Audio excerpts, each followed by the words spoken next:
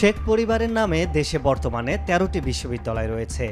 প্রশ্ন উঠছে, আওয়ামী লীগ সরকার পতনের পর এই প্রতিষ্ঠানগুলোর ভাগ্যে কি অপেক্ষা করছে? পরিবর্তন হতে যাচ্ছে নাম? শেখ পরিবারের নামে কেনই বা এত বিশ্ববিদ্যালয়ের নাম?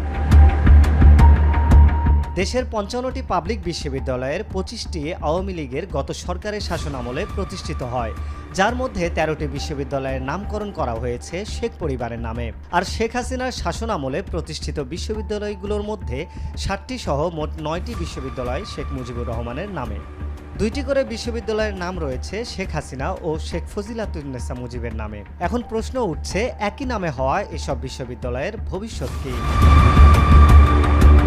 ২০০৯ সালে শেখ হাসিনার নেতৃত্বাধীন আওয়ামী লীগ ক্ষমতায় আসার আগেই বঙ্গবন্ধু শেখ মুজিব মেডিকেল ইউনিভার্সিটি ও বঙ্গবন্ধু শেখ মুজিবুর রহমান এগ্রিকালচার ইউনিভার্সিটি ছিল। এরপর নতুন করে হওয়া ৭টি